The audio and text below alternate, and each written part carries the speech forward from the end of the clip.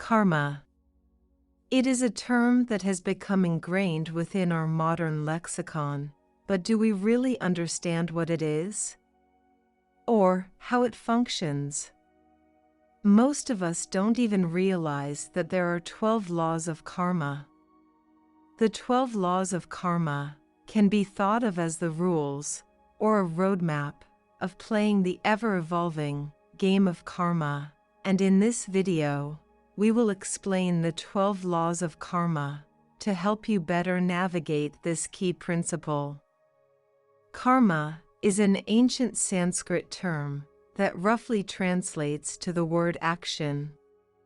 It is a core principle of Hindu and Buddhist teachings and is heavily based on the universal law of cause and effect, and it embodies the idea of getting back what you put forth into the universe, for better or for worse.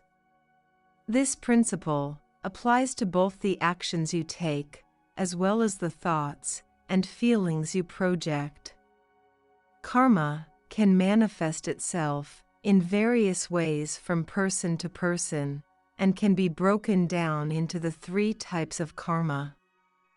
Prarabdha karma is the sum of all of the karma you have accumulated in this lifetime, while Sankita karma refers to the sum of all of the karma from previous lifetimes, and then there is agami karma, which is karma that comes with the results of current decisions you have made and actions you have taken, which brings us to the 12 laws of karma.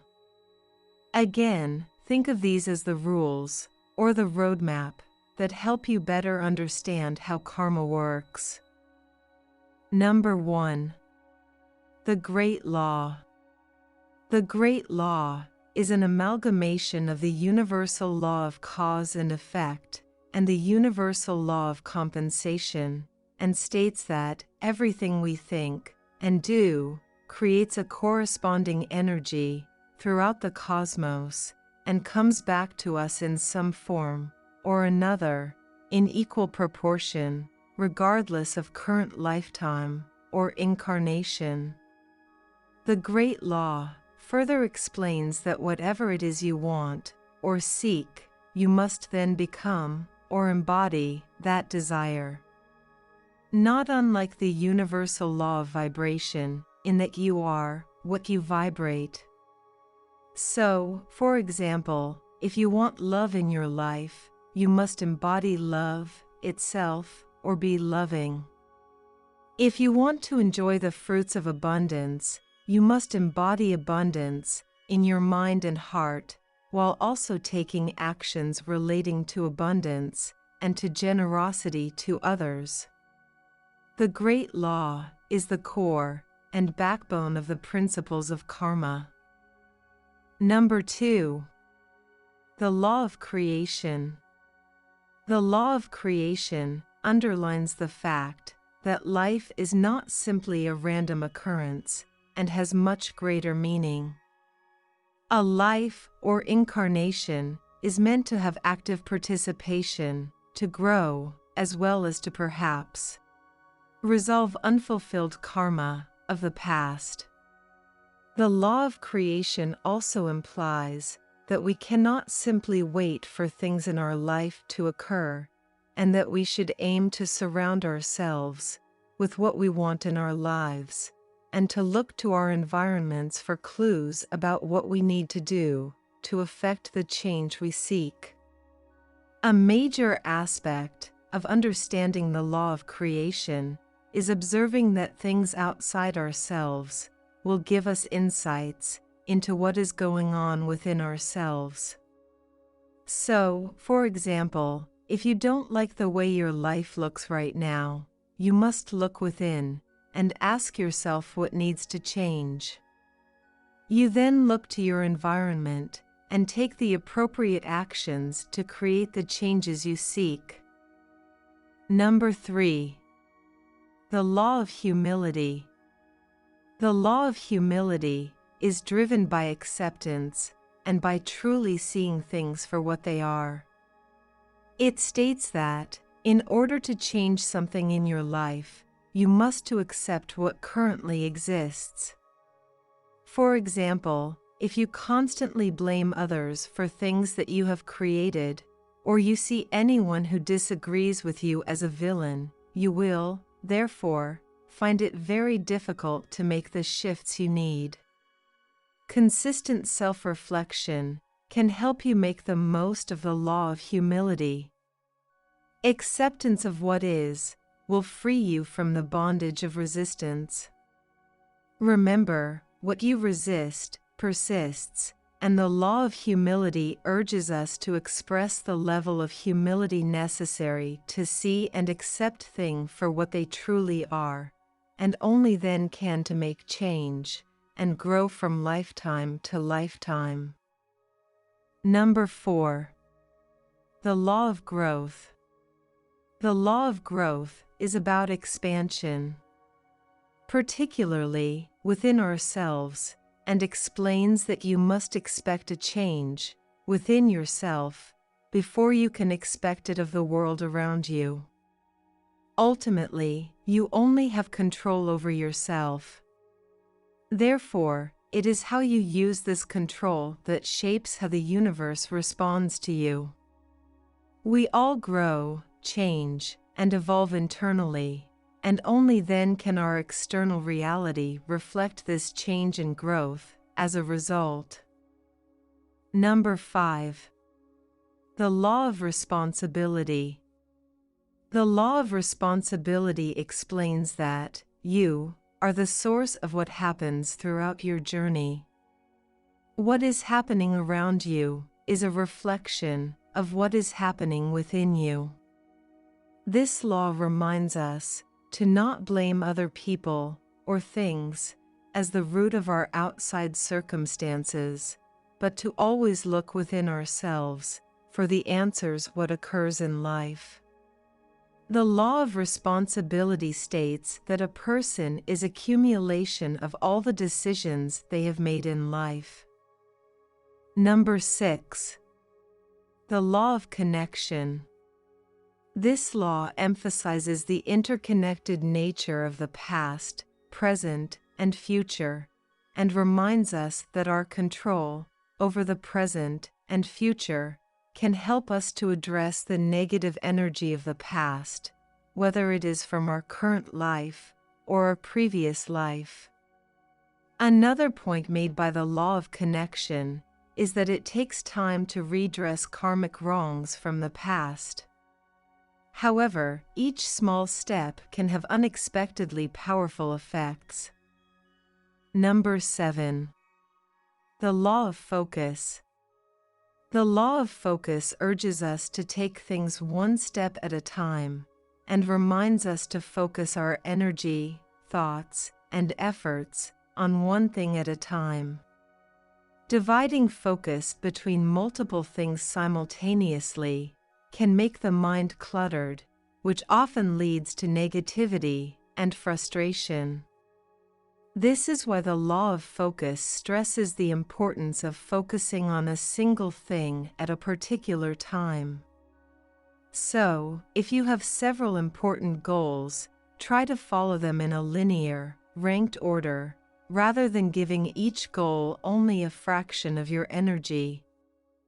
Another vital lesson here is that if you focus on higher values, such as peace and love, it will be easier to negate the effects of low vibration emotions or thoughts, like those that come from resentment, anger, or possessiveness. Number 8. The law of hospitality. This law of karma states that you should give and commit to the things that have made you the person you are. It focuses on the impact of your actions and the reflections of your understanding of the energies surrounding you.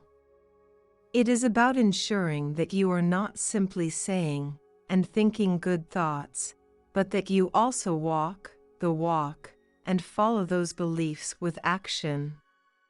Let's say, for example, that you believe in donating to charity. So, then, the law of hospitality states that when the opportunity to donate presents itself, you follow through and actually donate rather than simply advocating for it to happen. Another example would be, if you wish to reside in a world of love and peace, you must turn your efforts into creating such an environment for the people around you. Number 9. The law of now. Embracing the present is one of the best ways to truly experience tranquility and achieve inner peace. This can be done by letting go of all the negative behaviors and thoughts from the past. If you focus too much on one event from a time that has already passed, you will be destined to relive that moment repeatedly until you have let go of the feelings of that event.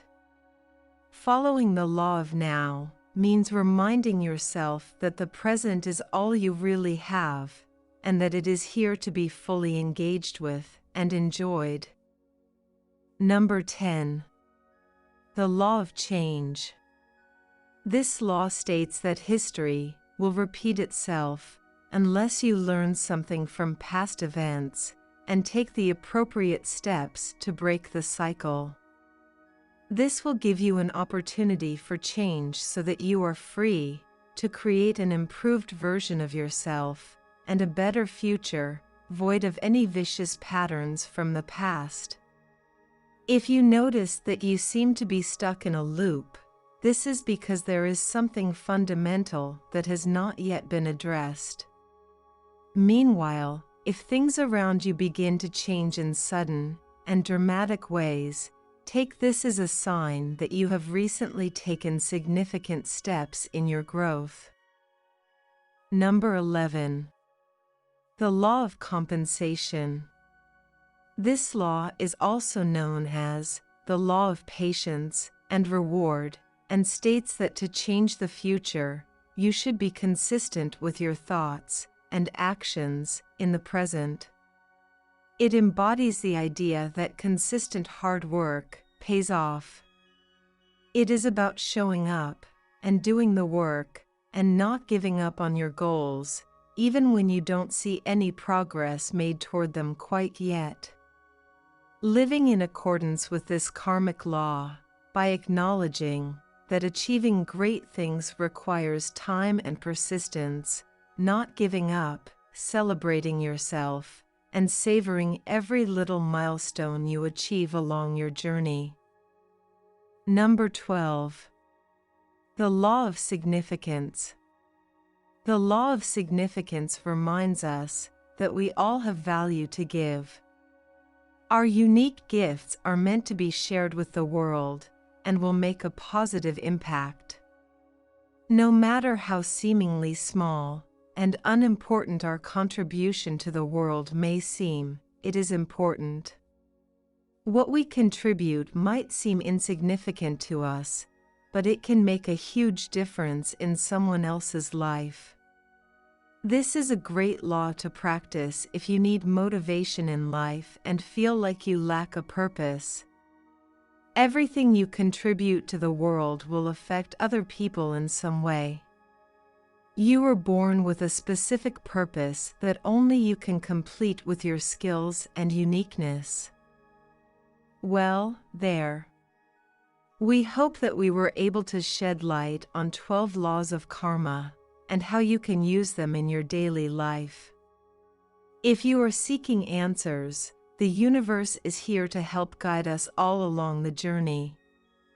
Understanding the 12 laws of karma and how karma works is one of the most important and powerful ways to overcome the many challenges we often find ourselves faced with in life.